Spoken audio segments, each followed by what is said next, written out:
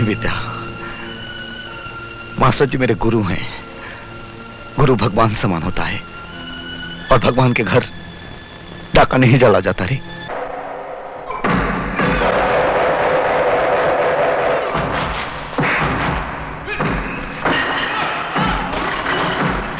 अस्सलाम वालेकुम दोस्तों, एक ऐसा फिल्मी हीरो जिसने स्टार्ट में काम लिया तो उसका फिल्म इंडस्ट्री में कोई मामा चाचा रिश्तेदार नहीं था, उसका कोई बैकग्राउंड नहीं था। एक गरीब लड़का जब फिल्म इंडस्ट्री में आया, बहुत मेहनत की उसने। उसको बड़े बड़े डायरेक्टर जो थे वो फिल्म में काम नहीं देते थे, और जब उस बंदे को शोहरत मिली तो फिर उसने उन डायरेक्टर्स को कैसे सबक सिखाया। दोस्तों,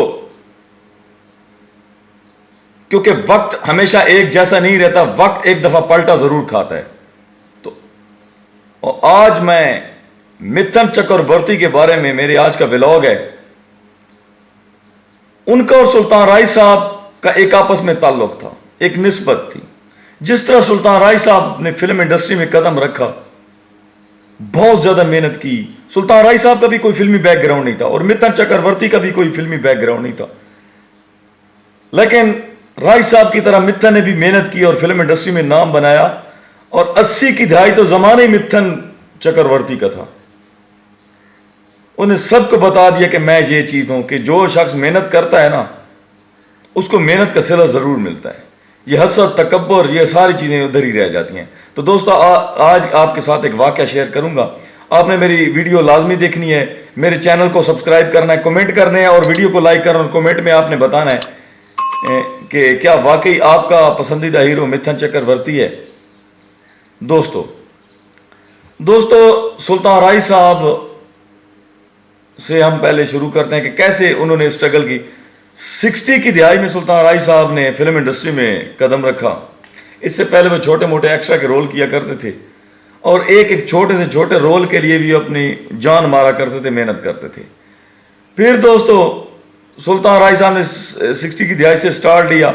उसके बाद 70 की दिहाई, 80 की दिहाई, 90 की दिहाई, ये तीनों दिहाइयां जो थी वो सुल्तान राय साहब का ही जमाना था। आखिर उन्होंने अपना लोहा मनवा लिया। अब उस वक्त के मशहूर डायरेक्टर्स जो थे, नजरुल इस्लाम और हसन तारिक, वो सुल्तान राय साहब को फिल्म में कास्ट ही नहीं करते थे। वो कहते थे कि जनाब जी ये क्या भड़कों वाला हीरो आ गया है, भड़के मारता है, इसको कोई तमीज ही नहीं एक्टिंग की। तो वो शबनम, उसके बाद नदीम, शाहिद, मोहम्मद अली, इन लोगों को लेकर वो फिल्में बनाते थे, नजरुल इस्लाम और हसन तारिक। फिर सुल्तान राय साहब जो कि मेहनती आदमी थे, उनकी नीयत बिल्कुल साफ थी। अल्लाह ताला ने उनको मेहनत के बदले में फिल्म इंडस्ट्री में एक नाम दिया, एक पहचान दी। तो सुल्तान राय साहब फिर फिल्म इंडस्ट्री में छा गए। और यही डायरेक्टर्स, नजरुल इस्लाम और हसन तारिक जैसे जो डायरेक्टर्स थे, ये फिर अपनी जब फिल्म बनाते थे तो उस फिल्म मुकम्मल हो जाती थी। मुकम्मल होने के बाद फिर वो सुल्तान राय साहब के लिए एक छोटा सा रोल रख देते थे, क्योंकि उस वक्त सुल्तान राय साहब का जब जमाना आया था तो फिल्में चलती सुल्तान राय साहब के नाम पे थी। जिस फिल्म में सुल्तान राय साहब का नाम आ जाता, रोल आ जाता, तो वो फिल्म सुपर डुपर हिट हो जाती। तो आखिर यही डायरेक्टर जो थे, हिदायतकार जो थे, जो सुल्तान राय साहब के आगे घुटने टेकने पर मजबूर हुए। इसी तरह दोस्तों, फिल्म स्टार मिथुन चक्रवर्ती ने जब मुंबई पहुंचे तो इनको फिल्में में अदाकारी करने का बहुत शौक था। तो इनको काम नहीं मिल रहा था। ये अक्सर फुटपाथों पर सोया करते थे, दुकानों के आगे जो वो बने होते हैं ना थल्ले से, उनके ऊपर सोया करते थे। कई दिन उन्होंने भूख से गुजारे, एक फकीरी जैसे उसने वो टाइम गुजारा। लेकिन दोस्तों, वक्त एक जैसा नहीं रहता। उस बंदे ने मेहनत की, स्ट्रगल की, जान मारी। एक गरीब घर का लड़का, उस वक्त फिल्म इंडस्ट्री में बड़े बड़े जो बिजनेस आइकॉन्स थे, बड़े बड़े डायरेक्टर, बड़े बड़े हीरो, बड़े बड़े हिदायतकार, वो छाए हुए थे। उन्होंने पंजे गाड़ रखे थे, अपनी सियासत जगा रखी थी। तो उस दौर में एक नए इंसान का, एक खुसूसन गरीब इंसान का, जिसका कोई फिल्मी बैकग्राउंड नहीं है, जिसका कोई चाचा मामा ताया नहीं है, वो फिल्म इंडस्ट्री में उसके आने का बिल्कुल जवाब ही नहीं पैदा था। लेकिन मिथुन ने मेहनत की और मेहनत का सिला जरूर मिलता है। दोस्तों मिथुन चक्रवर्ती ने 1976 में उसको सर तोड़ मेहनत के बाद एक फिल्म में काम मिला जिसका नाम था मिर्गिया। मिर्गिया फिल्म के बाद ये फिल्म हिट साबित हुई और उसमें मिथुन को नेशनल अवार्ड दिया गया। ठीक है, उस वक्त फिल्म इंडस्ट्री के ऊपर कपूर खानदान और अमिताभ बच्चन जैसे हीरों का राज चल रहा था और उस वक्त के जो बड़े बड़े डायरेक्टर्स थे जिनमें याश चोपड़ा और सुभाष गिल साहब, ये इन्हीं हीरों को लेकर फिल्में बनाते थे और वो मिथुन से पता नहीं हसद किया करते थे, जलते थे। वो मिथुन को तब भी काम नहीं दे रहे थे।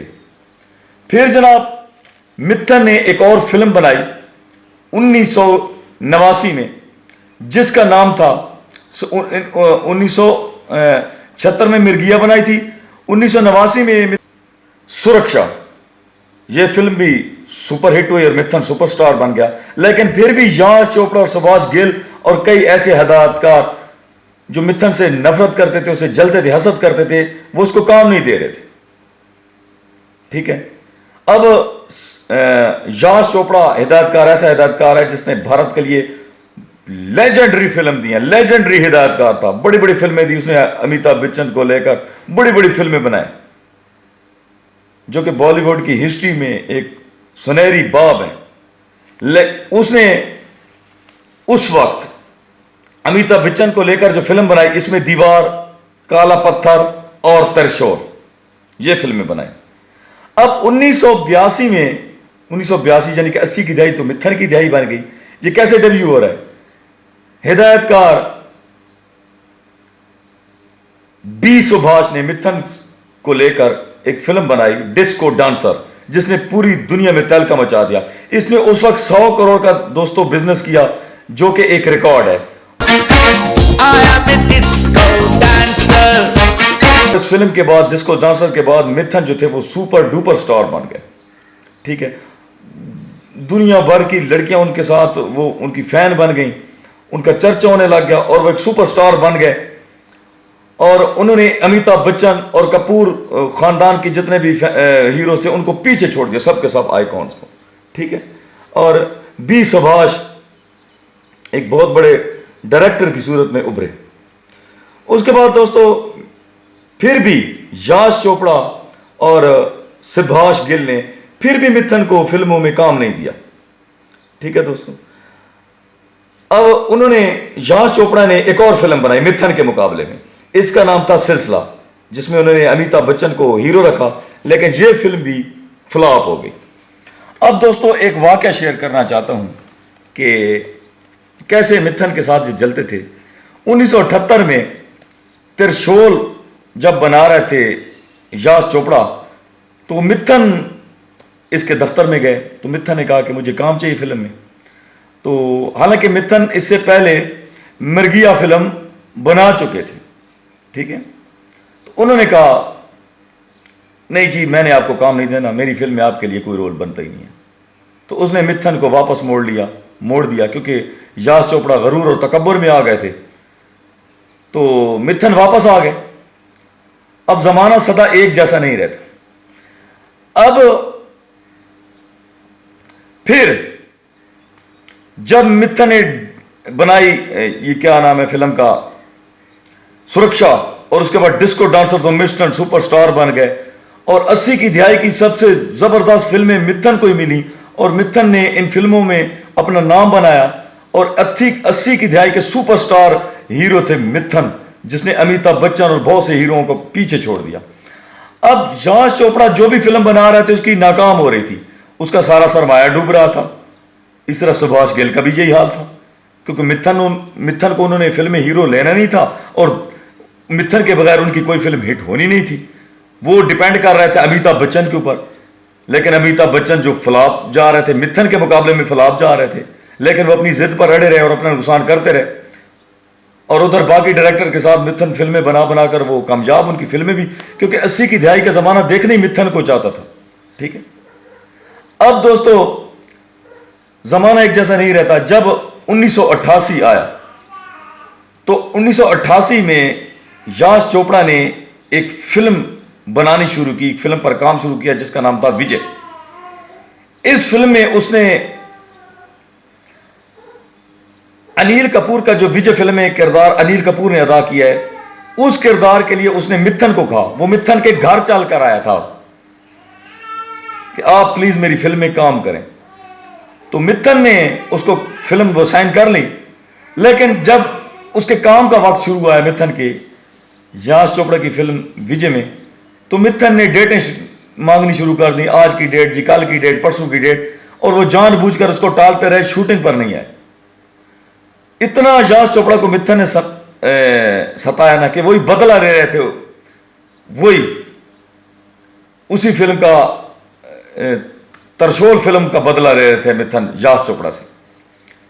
तो यश चोपड़ा ने तंग आकर अपनी फिल्म में मिथन की जगह अनिल कपूर को कास्ट कर लिया, और ये फिल्म क्या हो गई जी, फ्लॉप हो गई दोस्तों, क्योंकि 80 की दिहाई जो थी वो मिथन की दिहाई थी, और मिथन ने बाकी जितने भी सारे हीरो थे उनको मिथन ने पीछे छोड़ दिया, और जो बाकी हीरो थे जिनमें गोविंदा और बड़े बड़े जो सुपरस्टार थे वो मिथन के स्टाइल कॉपी करने लग गए थे। मिथन का हेयर स्टाइल, मिथन की ड्रेसिंग, मिथन की शूजेस। तो मिथन ने फिल्म इंडस्ट्री में अपना नाम बनाया अपनी मेहनत के बलबूते पर, क्योंकि इनका भी कोई चाचा मामा ताया या कोई रिश्तेदार फिल्म इंडस्ट्री में नहीं था, इनका भी बैकग्राउंड नहीं था, और सुल्तान राय साहब का भी कोई बैकग्राउंड नहीं था फिल्म इंडस्ट्री में, ना उनका चाचा था, ना मामा, ना ताया, ना कोई दोस्त, ना कोई रिश्तेदार अजीज। तो मिथन चक्रवर्ती और सुल्तान राय साहब, इन दोनों का आपस में गहरा ताल्लुक यही है कि इन दोनों की जो फिल्मोग्राफी है वो एक जैसी है। दोनों गरीब फैमिलियों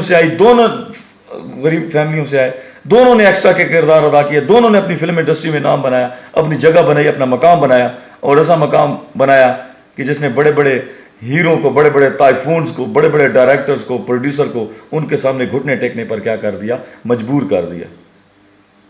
तो दोस्तों आज की ये वीडियो, इंशाल्लाह नेक्स्ट वीडियो में दोबारा आपकी खिदमत में हाजिर होंगे। आपने कमेंट बॉक्स में अपनी राय का जरूर इज़हार करना है। अल्लाह हाफिज़।